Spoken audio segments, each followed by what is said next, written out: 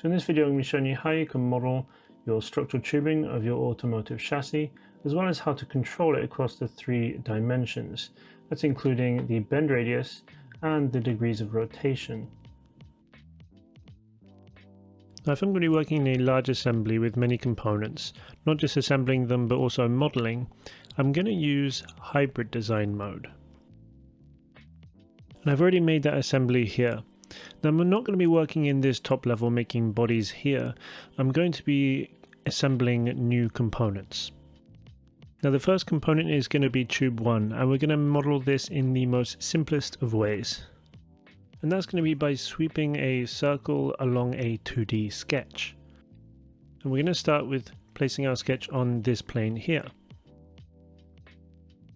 So we're just going to sketch this line out about 500 millimeters, and that's going to have a horizontal constraint there. And then the second line, we're also going to stretch that out 500 millimeters and then set the angle. Now this sketch is now fully constrained. We're just going to add a round on this corner here to give us that smooth bend of the tube once we sweep the profile of the tube along this curve. So we'll create a sketch on this plane here, and we'll just draw out the profile of the tube, and then we'll sweep that along the path, which is the curve. Now usually in chassis design you have a lot of components, and to keep it lightweight for your PC we're usually doing most of our work in surfaces, at least until the end of the model. That is really just to minimize the number of triangles or polygons that we're loading in. If we're working with surfaces, we don't have to worry about the whole volume. So here we've swept that internal surface. We now just need to thicken this to create our solid tube. Now I do recommend leaving this till the very end, but there are also some times where you would be offsetting the surface rather than thickening it. So I just want to come back to this sketch here. So when we created this, we put these dimensions to this intersecting point.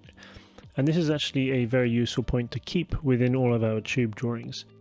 But in actuality, at this point, now that we have a tube with a bend in it, this is an imaginary point. It doesn't really exist. So how do we use it? Well, it's not really used in the manufacturing, but actually it's used in the inspection, the quality control, and making sure that these parts are all within tolerance. The way that we'll be doing this is we'll be measuring it with a CMM machine. And essentially what this is you're going to be taking a point cloud, and you're going to take 3 points around this tube in this location. That's going to give you a circle. You make 3 points around this tube here, and that gives you another circle. You do the same on the other segment over here, and then when you intersect the axes created by these tubes, it gives you this imaginary point. So we check that back to our drawings to see how accurate this tube manufacturing process has been. Because it's a process that requires calibration, because we are effectively bending beyond the point and letting it return back. Now another way to dimension these tubes would be from the start of a straight segment to the end of a segment. And then we'd have to include the radius, and then we include the start of the next segment to the end of that segment. And we repeat this until we finish dimensioning the pipe. Now the reason we do this instead of referring to the intersection points is because if we are manufacturing this, we're likely to be using a CNC pipe bending machine. And that actually needs real dimensions like the feed length and the bend radius. And not only those, but it also needs to have the rotation. So at the moment this pipe is only on one plane, but once you enter a second plane, it needs to know how to rotate the pipe in order to then continue extruding or creating those bends. So now we're going to create pipe 2, and this is going to be based on a 3D sketch. So we start with placing the tube down and placing our sketch on one of these planes. When we do this, we make sure that we tick the box for 3D sketch.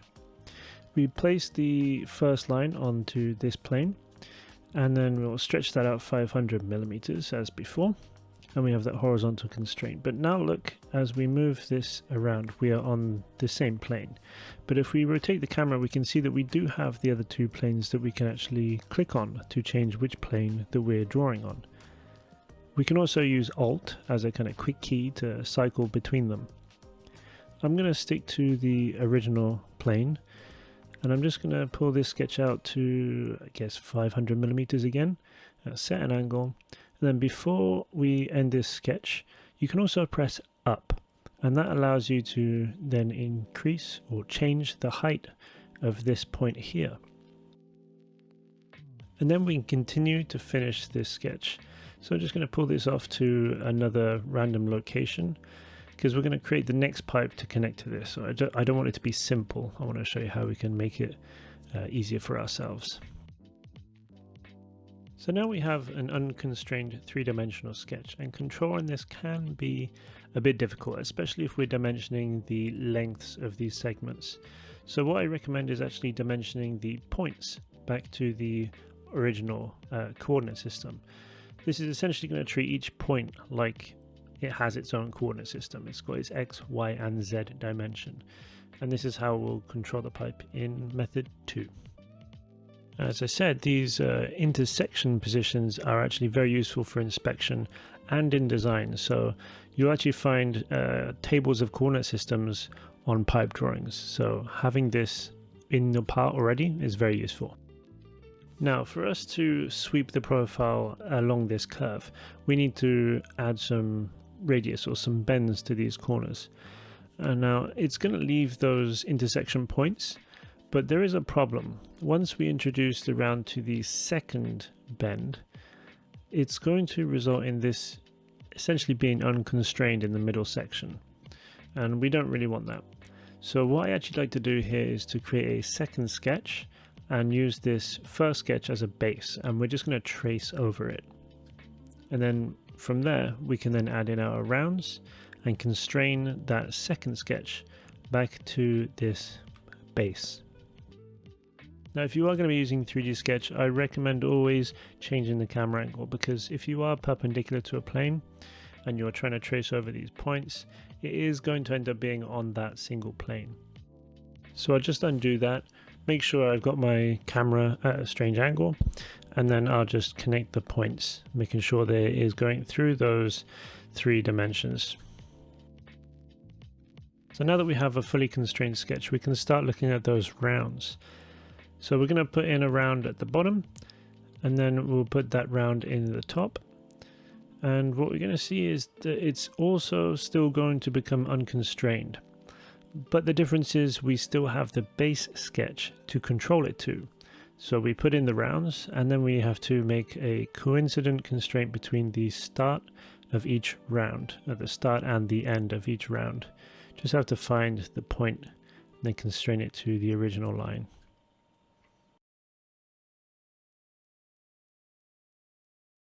And now it's fully constrained. Now if we want to come in and modify those radiuses, they're going to change, but the intersection point is going to stay the same. If we want to change the intersection point, we need to come back to that base sketch, and from there we can adjust these dimensions. It's like adjusting the coordinate systems, and that's how we can now modify this tube. So we now just have to create the profile of the tube on this plane and then sweep it along our curve path.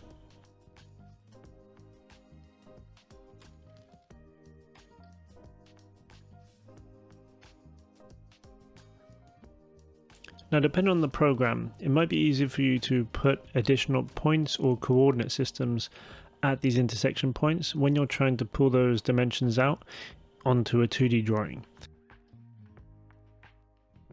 So this tube looks a lot more complicated than the previous one because we have this angle of rotation which has been put into the tube in the manufacturing process. So we need to be able to tell the CNC pipe bending machine what that angle is.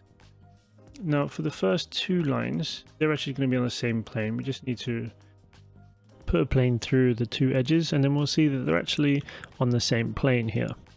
Now the CNC machine now needs to know what is the angle of rotation between this plane and this additional segment. So for that we just need to create another plane across these 2 curves at these 2 edges, and then we can just measure the angle between them, and that is the angle that the CNC machine is going to need to produce our final tubes. So there's one more thing I want to explain here, and that is how the machine actually understands the orientation of the tube, because it is essentially a cylinder to start off with. So how do we relate these angles back to the tube? Well, we actually use something that you may call a positioning slot or a keyway. There may be some other names, but essentially we cut a notch into the end of the tube. So this cut is going to look something like this, just a notch in the end of the tube with some rounded corners. The machine is going to use this to control the orientation of the tube. It's kind of acting as a data. And if you design the part right, this can be an additional part of the material, which you then cut off after the process so that it's not included in your design. Okay, so the next example is going to be using coordinate systems to control the straight segments.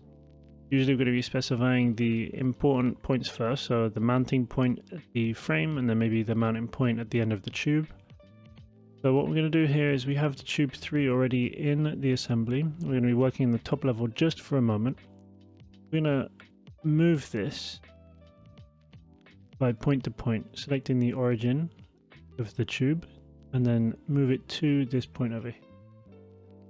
I'm going to do it this way because I want to make sure that we have this tube close enough to weld.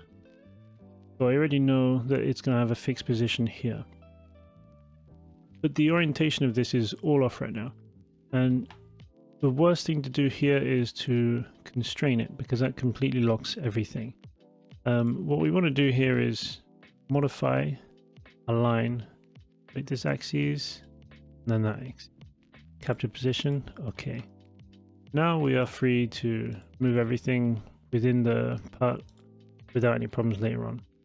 Now this is 39.6 or 41.6 millimeters in diameter. So I'm just going to try and offset this enough to have just 2 millimeters clearance between them. Now we can come into the tube and we can start setting up the coordinate system. So the first one I'm going to bring in will be our CS1.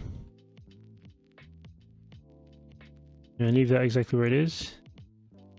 You can unground that as well. And then we're going to add in our UCS2. We're just going to set up some relationships between these two coordinate systems. We can use constraints here. So the first one is going to be the x-axis.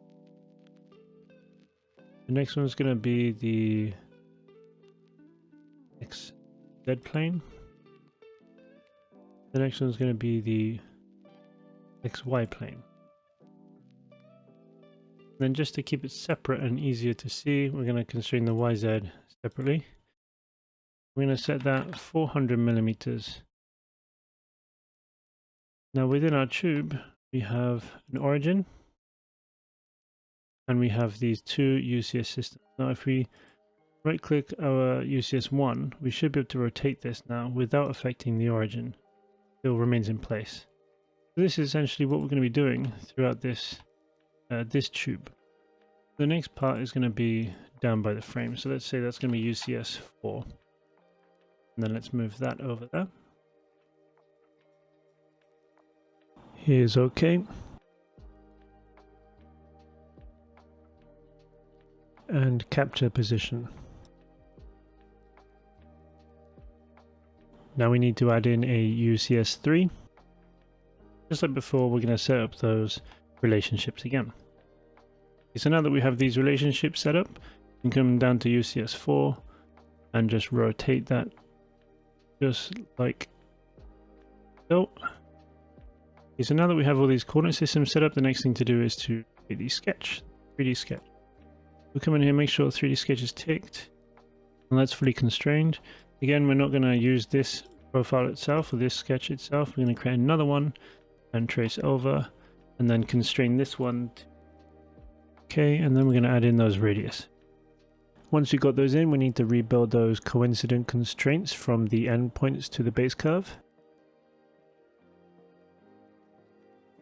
And then we just have the remaining profile over here. Now I did And the last thing is to sweep the profile along the curve. Now I've definitely made too much of an offset here, so that's not going to be able to weld, but we can always adjust that later on. Now what happens now if we start trying to play with the coordinate system? If we keep our point in the timeline here and we try to change our UCS1, for example, we're going to move that second coordinate system. You can see capture, but we're actually moving that after we've created this surface. So what we actually want to do is come back before creating those sketches. Come in here, move this around, and then roll our timeline back to the end. So that's how we can play with our tubes more using coordinate systems. Anyway, I hope this has been useful to anyone that's been struggling to make or control their tubes across the 3 axes. If you have any other questions, please feel free to let me know in the section down below. I'll do my best to get back to you. Thank you very much, and I'll see you next time.